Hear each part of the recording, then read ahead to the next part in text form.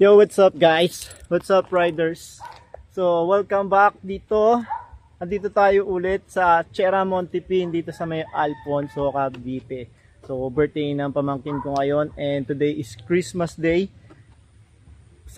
Nagkasabay yung celebration at pinagsabay na talaga para mas tipid yung gastusin at ano rin to, celebration na rin ng board passing niya sa kanyang nursing. So, registered nurse na si Gemboy. So, congratulations. At dito nga sineselebrate ang kanyang birthday, Christmas, and yung pagpasa sa board exam. At tignan nyo naman kung gaano dito. Ay, ito siya. Jeez. Eh, di ba? At nagdatingan na. Ito na yung mga ducks. Yung mga pato. So, hinahanap ko sila. Pagdating namin dito, wala sila. Ito pala, pagala-gala lang pala sila. Kaya na sila magpapakompleto dito. Ay, tignan, kaso na yung mga aso doon. Baka bulin ng mga aso itong mga pato na to. Tatlo yan. Pag nabutan ng dalawang yon, sigurado pulutan tong tatlong to. Okay, so dito tayo sa Sierra Montipin. Ito siya. Makikita ninyo. Ganito siya kaganda. So, may mga fish pan dito. May mga isda talaga dyan. So, pwede, hindi sila pwedeng ulihin eh. Medyo maliliit pa yung mga yan. Pero dito pwede may mga isda malalaki diyan. Pwede kayong manghuli diyan. Babayaran niyo nga lang, medyo mahal nga lang. Nasa 500 per kilo kaya wag na kayong manghuli. Wag niyo nang balakid pa. So ayan, makikita niyo may mga fish. May mga anong isda ba yan? Tilapia na may kulay, no? So naglalapitan sila dito sa atin. Sa kala na siguro papakainin natin sila. At wala tayong pampakain ngayon. So ayan, medyo marami, no? Kabilaan. Sa tingin ko binibenta to sa palengke, no? Marami sila eh. So, yan. So, okay. So, kung gusto nyo palang pumunta dito, mag team building, mag-celebrate ng birthday, debut, kasal, so, reunion, team building, excursion, company outing, pwede dito yan. Yun nga lang, medyo maliit na grupo lang ang maaari dito mapag-overnight. 30 packs lang ang pwede mag-overnight dito. At syempre, sa amin kayo magpapabook sa DoRide Travel and Tours. Pwede namin i-arrange yung booking nyo dito, transportation ninyo, yung accommodation ninyo, and yung food. Pwede rin namin i-arrange dito. So, pwede rin tayo mag-set ng dinner date dyan. So, di ba, napakaganda. So, dinner date para sa mga bagong kasal. And ito, pwede kayo mag-kayak. Libre na yan. Once na nagpabook kayo dito, only use na yan. Yung kayak na yan. Magsawa na kayo dyan. So, pwede ba mag-swimming dito? Tingin ko pwede. Yun nga lang, medyo maputik. So, ayun. Medyo may challenge nga lang dito, no? Pag nagpunta kayo dito, mag-swimming kayo. Hindi ko alam kung kakayanin nyo kung between September hanggang March. Medyo malamig talaga kasi dito. Sobrang lamig. Ang hirap maligo. Napakahirap maligo dito. So ito. Ito yung birthday celebrant natin si Gemboy. Happy birthday. May nagpo-photoshoot. Ilan taon ka na? 21. Debut. Kaya pala dito nag-celebrate. Debut pala niya. Debut. 21. 21 na ako. Oh, 21 daw siya. Ikaw? 21 na ako. O baka ilan, di 22 na yun? 23. So ito yung di pa pala dibu. Siya pala ang nagdibu. So ito yung swimming pool. So, Syra, malamig? It's cold. So napakalamig dito. Ayan ang challenge dito. So may mushroom shower. So may mga gazebo. Yan, ito yung mga rooms nila nandoon. 1, 2, 2, 3. May 3 rooms dito. And may function room. Function hall, no? Para sa mga may event. And yun yung may basketball court. Pwede kayong pwede kayong palaro din ng basketball dito. Then may playground. Mas marami mga chairs. May mga benches. At merong hanging bridge dito. So ito yung maganda dito, yung hanging bridge. Punta tayo sa hanging bridge. Okay, ito yung basketball court. Wala nga lang linya, no? Hindi na ano yung linya, bago lang to. Dati nung pagdating namin, wala talaga yan. Medyo magulo, medyo madumi. Okay, this is the hanging bridge. Let's go. Medyo madulas ngayon to kasi basa, umulan. Ulan pa. Ito, pwede kayo mamingwit dito. Yan, pwede kayo mamingwit dito. Maraming mga isda rito. Ito, hindi lang kasama to mga to, ha. Ayan, tignan nyo, laki nun, no? Nakita nyo yun? Sheesh, napakalaki nun, no? Ayun, no? Grabe, laki ng isdang yun, ah. Yan. Dito may mga isda rin dito. Yan. Dito pwede kayo, pagkakalam ko, pwede nyong hulihin yung mga isda na nandito. Kasi hindi na siya part ng mga fish pan na yan. Free fall na yan, eh. Dire-diretso na yan doon. Hanggang makawala na yan doon. So, may daan din dito, paakyat doon sa parking sa taas. Pwede rin kayo maligo dyan. So, last time, nanligo ako dyan. Malamig talaga yung tubig. Napakalamig ng tubig. So, galing naman sa taas yung tubig. May mga bahayan doon sa taas. So, pero don't worry, nalilinis naman yan kasi may yung mga nadadaanan naman yan, may mga bato-bato, mga nature din yung nadadaanan yan. So, nalinis na yan. Kaya pwede kayong maligo dyan. Okay?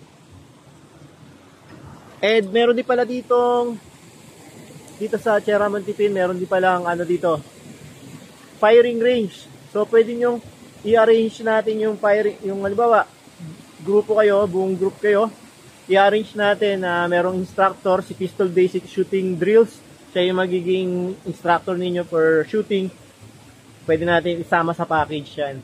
Kaya pwede natin sulit yung mga activities nyo rito. Marami kayong pwede maging activities dito. May basketball, swimming, may firing, billiards. Yan, may billiards din doon. Yan, may billiard table din doon. Yan, so maraming activities talaga na pwedeng gawin dito. Marami rin CR, may CR dito. May CR doon, sa taas may CR din dito. Kaya hindi kayo mahaba ang pila. What's up, Lily? Ito, Brody. What's up, Brody? Napakalaking aso niyan. Mas malaki pa sa akin yung aso na yun. Okay. So, all goods. Makita nyo naman, napakaganda talaga dito. Na malamig. Kasi nga, Alfonso Cavite to, katabi to ng Tagaytay. Napakalamig, hindi ko alam kung kakayanin kung maligo dito sa tubig na to. Pero okay, bukas siguro, mga bandang tanghali, maliligo tayo dyan. So, okay. Go, Syra!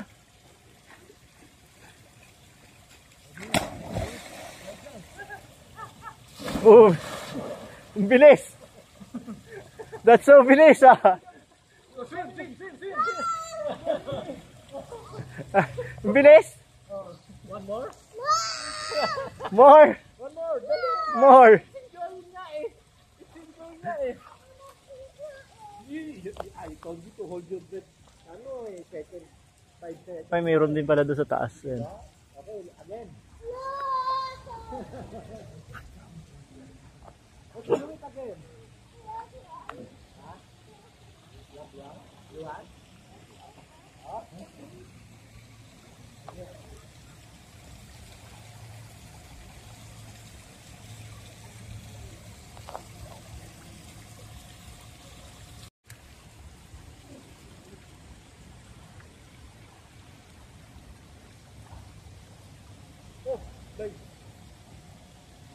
Pao, huli mo sila tapos tapos mo sa pispan. Alam mo yung pahuli. Alam mo yung gagawin ko. Saka si Brody. Basain mo lang sila ba? Para mataliguan. Huli natin.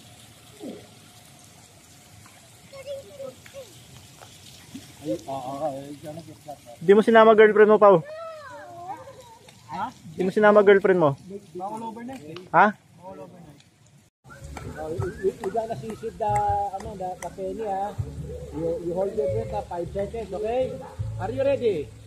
Ready? 1, 2, 3, go!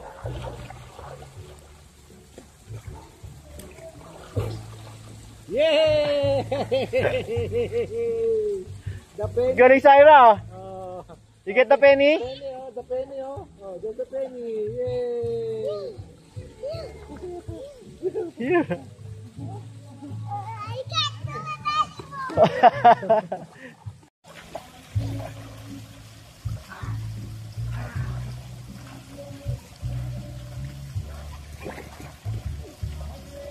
Gonna swim na rin, Syra. Syra, jump. Hey, jump. Swim. Swim there. No! There. No!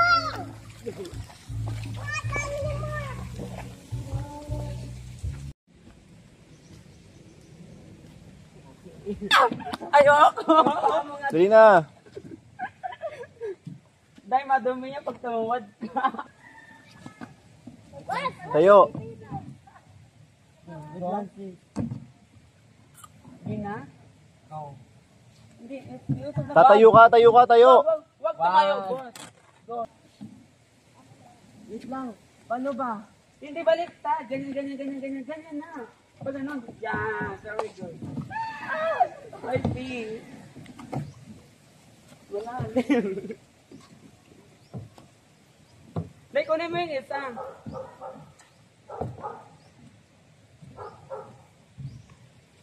Go yung, ano, go. Yan mo na kita.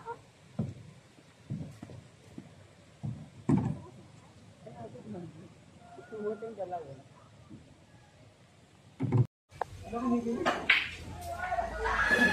May shot. Nasa dito. May shot. Mag-all pa. Number 1 muna. Number 1 yan. Wala yung number dapat. Uy! Sige, Day, kaya mo yan. Bag shot. Wait lang!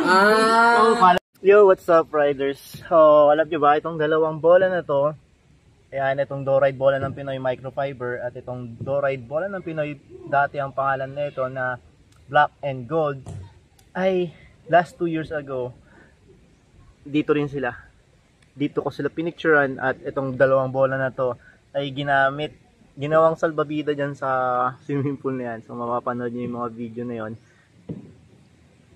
At makita nyo naman hanggang ngayon, buhay na buhay pa rin sila. Maganda pa rin yung bola. So actually, hindi ko na talaga ginamit to. Sabi ko, ikikip ko na lang to kasi ito yung unang version ng Doride na microfiber. Ano yan? Wag na, andun na. Wala na cellphone yan. Bato mo na. Huwag kang hawak, tatama yung mukha mo rin dyan. Takot sa tubig. Sobrang lamig.